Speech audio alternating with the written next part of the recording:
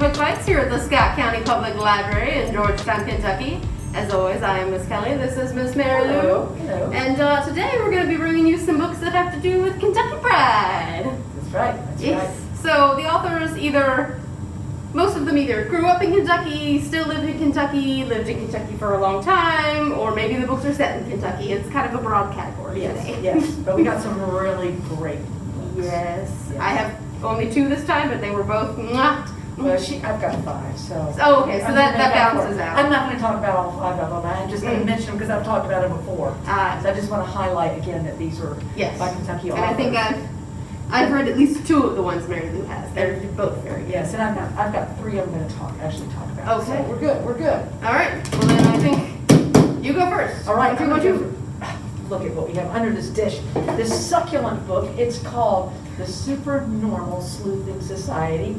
Book 1, The Lost Legacy. And this book was written by Gwenda Bond, and she writes it with her husband, who is Christopher Rowe. I think he might do the there's some illustrations in here, and I think he does those, but they write the book together as well. And she is better known for, now help me with this, she wrote Stranger Things, is that not right? She writes some of the novelizations. Okay, some of the novelizations of Stranger Things. So yes. if you and the Lois Lane novels once you get a little older. Yeah, she both writes of those. Mostly teen stuff, young adult stuff, but this is her foray into tween fiction. And it's super fun. It's just super fun. This is one of these books that is just like, it is totally plot driven. You will fly through it because it's very exciting. This is about a boy, and his name is Stephen. Stephen is, I'm sorry, I have to look at my note here. I'm not even sure if it tells you exactly how old he is. He's like a middle school kid. And he's been raised by a single dad who is a chef in a very fancy restaurant in Chicago, I believe it is. Yes. And it's kind of a family legacy. His grandmother is known as Chef Nana. She is the head chef in a very fancy restaurant in New York City. And Stephen loves her, he just adores her. And she regales him with these, writes him letters, old-fashioned letters, and regales him with these stories about all these fantasy creatures. She makes up all these great stories about fantasy creatures that live in a hotel, like vampires and gargoyles and, whatever. Well, sadly, the book opens, his grandmother has just died. No. Chef Nana has just died. And they have gone to New York for her funeral. And the funeral is in a park near a graveyard. And as the funeral is going on and Stephen's looking around, he notices that a lot of the people attending the funeral don't look very human. And when they go back to the hotel where she lived and cooked for to continue the celebration of her life, he realizes they aren't human, and that she was not making up these stories, and she is part of this super normal, supernatural world that is filled with creatures like fairies and gargoyles and vampires and Bigfoot and dragons. There's a dragon named Cindermass. He's wonderful. And his grandmother was part of that world. And there's like this thing called the octagon. It's the octagon exciting thing, which is really kind of the original round table of King Arthur. And there is a representative from each section of the supernatural world that sits on this octagon. And what Stephen is going to learn is that he is half fairy. His mother was fae. And the fae and humans are not allowed to have children together. No, not typically. Supernatural law. But there's Stephen. His father's human, his mother was fae. And she was very powerful fae. She sat on this round table representing the fae world. When they had this child, his mother and father were both sent into exile from the supernatural world for 10 years. And his father has been out of it for 10 years. His mother left, and nobody knows where she is. She's never come back. But because Stephen is half fae, when he comes of age, this position on the octagon is passed down, and he is in line to take her seat on the octagon. Which means the people in the fairy world who would like to hold on to that power, they want him. And they have a reputation for kidnapping human children. Yep. So there's going to be immediately a power struggle about who's going to get control and finish raising Stephen. He wants to stay with his dad. The Fae want him. And they're going to be doing some pretty dastardly stuff to try to get him. So there's this cookbook, this magical cookbook that his father is supposed to step into Chef Nana's job. They're going to live in the supernatural world now. His dad's exile is up. His dad's going to start cooking in this hotel. And he's got this cookbook that belonged to Chef Nana that has all these magic-infused recipes. Mm. Now, Stephen, he's a kid that's always been getting in trouble. All his life he's gotten in trouble. And he didn't like rules. He's not supposed to do anything other than look at that cookbook, but he makes fun with this guy named Trevor. Trevor is a Bigfoot, and he wants to make some hot chocolate for Trevor. He gets the cookbook, and he's making the hot chocolate for Trevor. He does something wrong and burns poor Trevor's mouth. But while they're cooking, the cookbook disappears. And Trevor says, well, Stephen, you threw it through a portal. Now, there are these portals. There's a lot of world building in this. There are these portals that connect each part of the supernatural world. Like, this portal goes to the Feyland, this portal goes to where the vampires live, et cetera, et cetera, et cetera. And Trevor says, I saw you, Stephen, you threw that book right through one of those portals. They're all in the hotel. And Stephen said, I did not, I would not do that. That's my father can't do his job with that cookbook. Big mystery here. Okay, so Stephen makes friends with 2 kids in the hotel. Ivan, who's this really nerdy little kid, he wears a bow tie, his parents are detectives in the supernatural world, and he loves to solve a mystery. And there's Sophia, her parents are part of the kind of the guardians, the police force of this natural world, and she has all the martial arts skills, so she's a sword master, and her dream is to be the head of the guard, and they befriend her, and they're gonna work on this mystery of finding out what happened to this cookbook, and they're gonna have to deal with vampires and gargoyles and talking elevators. Stephen makes great friends with an elevator. I mean, I would not want to make it mad. Yeah, right. Yeah. And one of the really cool things that happens in there, Stephen is very artistically talented. And he loves to draw. And when he discovers his magic sort of blossoms in this world, because he's half fae, when he draws, his pictures animate themselves. It's just great. It's just really fun. It's really fun. That sounds delightful. Yes, it is a super normal sleuthing society, and there's the second one that's come up. There's 2. Oh, okay, 2. I'm guessing it's going to be a series. I mean, it's just one of these things. I think that it's going to, yeah. There's lots that could go. Lots of places it could go, and it's just really super fun. Okay. Yeah. Then I'll also do my other supernatural one. All right. Okay, so this is Shinji Takahashi and the Mark of the CoWatch. I had to Google how to say that properly because I was not saying it properly. This is by Julie Kagawa, and like Wunderbaum, she mostly does teen stuff. This is her first middle grade book. She doesn't live in Kentucky anymore, but she did for a really, really long time. She lived outside Louisville. Now she lives in North Carolina, apparently. Well, I mean, you can't go wrong there. That's very blue. So, I'm going to get this out. I'm going to put this down. Shinji lives...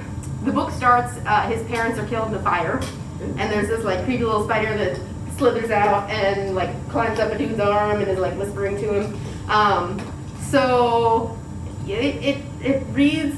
Julie Kagawa is a big anime fan. I follow her on Twitter, and so it reads a whole lot like the opening of a manga or anime series. It's great. So yeah, the little spider and it's whispering into him, and the guy's just like, perfect. This is excellent.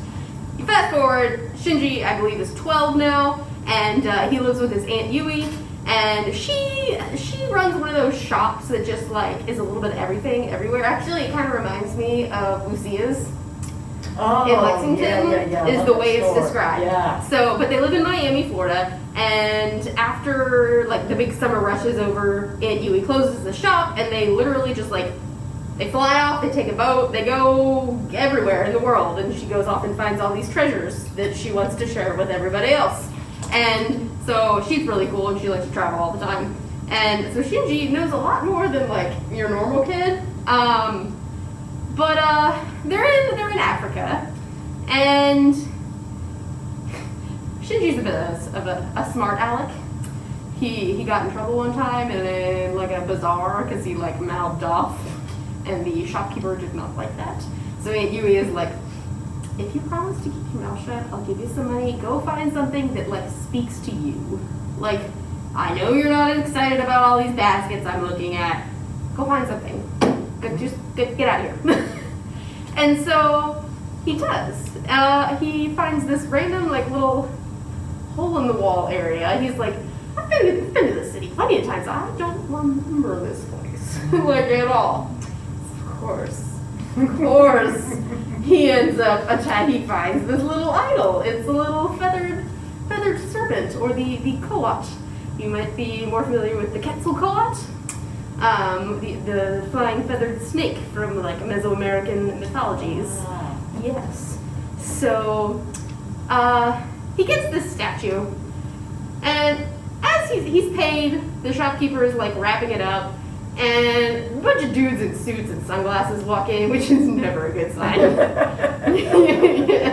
And they're like eyeing him sideways behind their sunglasses, and he's like, whatever. He's a little mouthy back to him.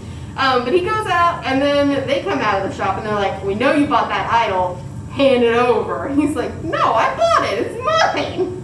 And they're like, no, you're gonna give it to us. And so he runs and just like is trying to lose him in the market. He finds his aunt, and he's like, there are guys chasing me, and they're creepy, and they're trying to, I bought something, and they're trying to steal it from me. And so they get back on Yui's boat. She's like, okay, we're gonna get on the stream a little bit. Yeah, we'll talk this out, because I think you're probably overreacting a little bit. But let's see, what's going on? They get down the stream. No, the dudes show up on boats, and they knock Yui out, and then they end up knocking Shinji out, but not before the totem starts glowing, and all of a sudden, it's not a totem anymore, it's a tattoo on his arm. It's attached to him. Ooh. It has chosen him. Yes. And so the next thing he knows, he's knocked out. Then he wakes up, and he is in New York City now with the, I believe it's the Hightower. Yes, the Hightower Corporation. He meets a girl named Lucy. Lucy, yes, Lucy. And she has a little tiny robotic mouse. She named Tinker. She made him, and he's really cool. And Lucy helps him escape from Hightower, and she's like, okay, we gotta go. Our only option here, because like there's a curse on this idol that's now attached to you, so like you need to go take that idol back where it belongs, or else you're gonna die. And so she said, our only option is to take a bus all the way across the country to California and find the Society of Explorers and Adventurers, or SEA. This is definitely the first in the series because it is called. You see the little medallion there, the Society of Explorers and Adventurers. Yes. That's not a Rick Riordan Presents, is it? It's not. It Okay. is from the Disney Hyperion Publishing. Okay. So it feels, if you like the Percy Jackson books, this is also something that you will just love. That really sounds good. It's so good, yeah. Yeah. So then they're finding C, and Hightower's chasing them the whole time, and they have to go to the middle of Mexico and to the jungles and find the temple, and it's so much fun. Yes, I loved it. I loved it so much. All right, say that name again. This is Shinji Takahashi and the Mark of the Coat by Julie Kagawa. All right. Ah, good.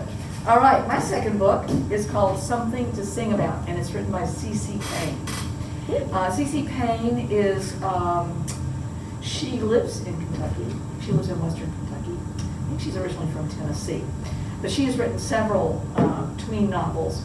And this one is pretty clearly what I would call a Christian novel. There's definitely a Christian message in here. But really, for me, I am a person of faith. I tend not to read Christian novels. I like novels that have spiritual messages, but I would rather go to generally some theological stuff to get my teaching, and rather than an evangelical novel.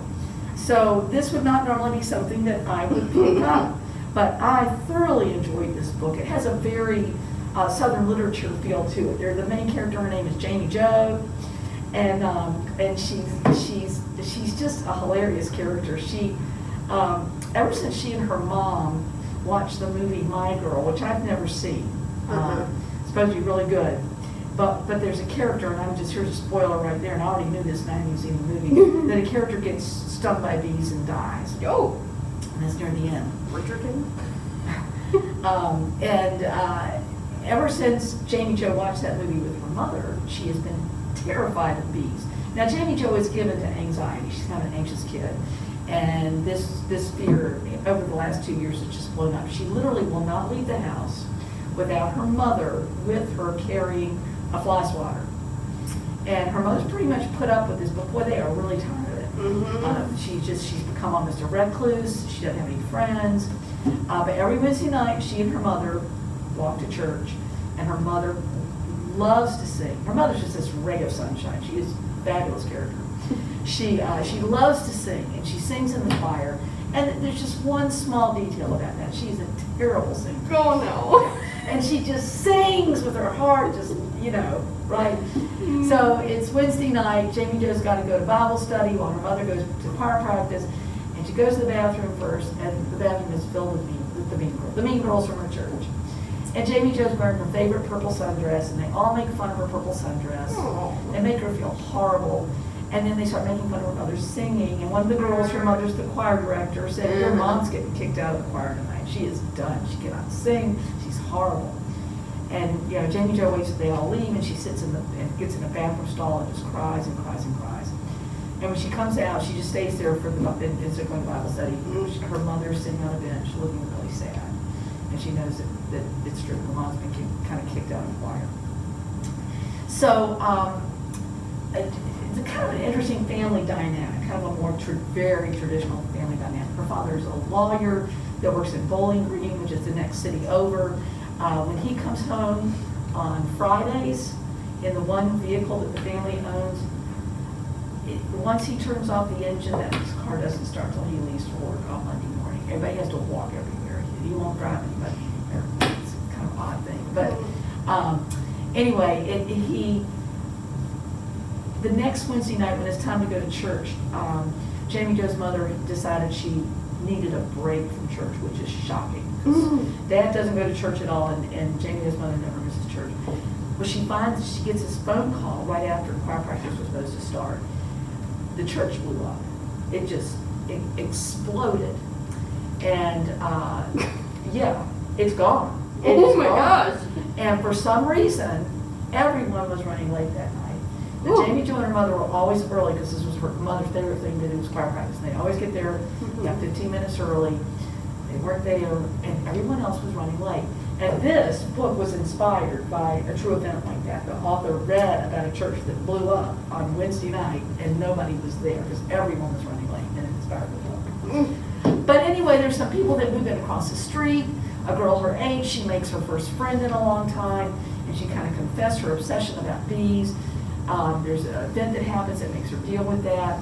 But it also, the blowing up of the church just becomes sort of symbolic of the church needing to completely rebuild itself because it had grown, people had gotten really mean. I like the book because it asks good questions about living the life of faith. If God's so loving, then why did our church blow up? And, it was a miracle we weren't there, but what if we had been there? Would God still love us? Jamie Jo asks really good questions and really wrestles with important questions about the way that we live out our life of faithfulness to God and our understanding of God. So it was funny. Some of it was just laugh out loud funny, but I also really liked its exploration of faith. Their family is definitely not, her brother, who's like 21 years old, is going through his second divorce. Yeah. And the parents his father particularly is really disappointed. He's gone back home with his tail between his legs to live. And the father, is kind of a cold man. It's the family dynamic. It feels very real. And I really appreciated that too. So Something to Sing About by C.C. Payne. Really, really good book. Nice. Yeah. My next one, I have not finished, as you can see. I'm sorry. Oh, I'm reading it very quickly. I read it. Yeah, it's good. It's real good. It's really good. I mean, I was literally like 4 pages in the other night, and someone was like, "What are you reading?" And I was like, "It's so good. Let me tell you." Audiobook alert. Silas House, who's the author, it's his two authors. Co-author, yeah. Yes, reads his part. Ooh. And there is a young woman who is Indian that reads her part. Cool. I'm sorry. No, I didn't know that. That's awesome. Yeah, yes. A really good audiobook. Same Sun Here by Silas House and Neela Vaswani. Yes, Silas House, Lexington, I think. Got it. He's in Kentucky. He lives in Lexington. He is the head of the creative writing program in Berea. And so he's kind of writer in residence at Berea College. Yes. Yeah. Yeah, he does live in Lexington. But oh my goodness, like Silas House, you can't get more Kentucky. He's got than that for me. He's got one of the most nationally hotly anticipated novels being published this month, according to the LA Times. Ooh. So total Yeah. top 10 novels anticipated this year. Yeah. So he's pretty significant writer. Yep. Yeah. Sorry. No. Again, that's awesome. Didn't know that. Yes. So this book is dual authors, and it is a series of letters written between two kids who become pen pals. And they both kind of independently decided, I don't want to deal with a computer. I want to write like an actual letter. So that kind of limits the people they can choose. And Meena is from India. She has immigrated to America with her family. She was the last member, minus her grandmother, still in India. She lives in New York City with her parents and her older brother. And River lives in eastern Kentucky. And he lives with his mom and grandmother. And his dad has to live in, I think, Biloxi. There's the coal mining kind of dried up, and so he had to move to continue to provide for the family. And I just love, the title is perfect, because they slowly, at first, they kind of like step on each other's toes just a little bit, and they're like, I've decided to be totally open with you, so here's this thing. And then the other person's like, I really love that you're being so open with me, but also like, that's not okay. Here's why it's not okay. Here's what you should do next time. But like, they slowly realize River is talking about the mountains, and slowly where I'm up to, he's his grandma, his mama, she's an activist, and she really likes to get into good trouble. And I love, she is so saucy is the best way I have to describe her. And it's set against the backdrop of the 2008 election. I think I just got to the point where Obama has won the election, and everybody, Nina's just like, oh man, I can hear the screams outside in the city, in New York, everybody was so happy. And River's like, I don't think a lot of people around here voted for Obama. He's like, my grandma's real happy, but like, I don't know about everybody else. And yes, I went on a tangent. Strip mining, mountains. Meena is so excited. She's like, I was really worried about like moving to America, but that picture you sent me, where you from Kentucky, where you live, reminds me a whole lot of where I came from. That's really cool. I didn't know there was any place like that. Maybe my grandmother, her Dadi, D-A-D-I, maybe she would actually move to America with us if she could live somewhere like that, because I don't think she could ever be away from the mountains. And it just, man, I can tell it's definitely anti-mountaintop removal mining, which, like, yeah, it's not a great way to. Well, Silas House has long been an open activist against mountaintop removal. Yeah. So there's that going on, and it's so good. And they're realizing that, hey, just because we're from different places, different backgrounds, we currently have completely different lives, but like we also have so much in common. Oh, well, that reminds me So of good. this book. These two books have a lot in Yes. common. And I'm just going to mention this one really briefly. This Yeah. is called Saving Wonder by Mary Knight. So and good. it's about a boy who's lives with his grandfather after losing all of his family members to mining accidents and floods. There was a waste pool that broke loose and swept through their house and killed his mother and sister. His I father think his dad was was a coal miner, died in an accident, and so he's being raised by his grandfather. And now they learned that the mountain that they live on has been bought by a coal company, and they're going to lose the top of their mountain, which is going to have huge impact on them. So it deals with his friend is the son of the. the coal miner, Yeah. a new guy that moves into town. Yeah. They become such good friends, and then he's like, oh no. Yeah. It's really good, and it deals with a lot of those issues, and I think these issues feel so pertinent right now because of the flooding that took place just earlier this month, and so much of that has been attributed to the impact of strip mining and mountaintop removal mining, and how that's impacted the water systems in eastern Kentucky, but also climate change with the enormous amount of rain in that short Mm-hmm. time. But these books feel just so very much more relevant given the timing. It's so good. The author's so sweet too. She came in. She came to in. visit us one time. Yeah. So nice. All right. Oh yeah. Okay. Yeah, so yeah, yeah. Holler. Oh my gosh. Also fantastic. I love this book so much. I started this book. Kelly's heard me say this so many times. I started this book one night. I had just finished something really good, and I usually like to wait a day or two in between books just to kind of absorb them. I thought, well, I'm just going to start something tonight. I'm just going to read one chapter before I go to sleep, because I like to kind of fall asleep reading. Well, I started this book around 11 o'clock at night. I couldn't put it down, and I think I finally finished it between 2 and 3 o'clock in the morning.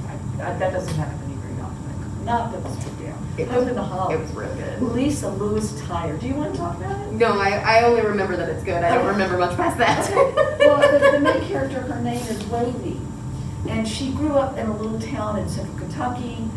She doesn't name it. I think it seems like it was Lexington, at least in the Lexington area. In a trailer park. She was raised by her mother. Her father's never been in the picture. They grew up in a trailer park, and they were poor, but they had a wonderful community in that little trailer park. And her mother worked at Walmart, and she's been slowly dying of cancer. And this little community has taken such good care of Wavy, and her mother had plenty of time to plan. So there was already a social worker, and the social worker's kind of picked a foster family she's going to place Wavy with, and it's going to be real loving and good. And they're at the funeral, and this aunt, Samantha Rose, appears at the funeral, and she's loud and she's obnoxious, and she said that I'm your aunt, and you're going with me. And because she's a living family member, she takes Wavy, and they move they move east and go back into a holler where they live in kind of a shack. There's garbage in the yard, and dead cars, and kind of that, they're just kind of mean, lazy people. They want Wavy because they're going to Social Security check, and they want Wavy to do the housework. Mm-hmm. And a bad stereotype of a hillbilly. It is a terrible stereotype. But the rest of the people in the holler kind of. Oh yeah, they're amazing. There's you see a whole lot of different kinds of people, and one of them, there's a boy that becomes sort of one of her very best friends. His name is Gilbert. And Gilbert, and he lives with his grandmother. His mother's in prison because of drugs. And his grandmother's right, but man, they are poor. They don't have any electricity, they don't have running water. He has one pair of sweatpants he wears every day. And if he smells too bad, the bus driver won't let him on the bus. And Samantha, he used to come over to Wavy's house before Wavy was there and use the hose, and Samantha Rose figured it out and put the hose away so he can't bathe in their yard. So Wavy sneaks in buckets of water so he can bathe, so he can get on the bus and go to school. And then there's another girl in the holler, I can't remember her name. There's another girl, it's been a while since I've read this.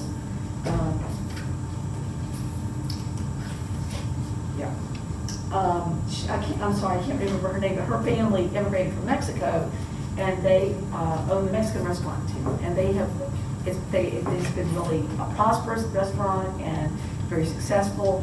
And they have the double wide, beautiful trailer, the biggest place that Wavy's ever seen anybody live in. And the mother of that family, she kind of is the mother of all these children in the holler. She cooks for them and feeds them and takes care of them.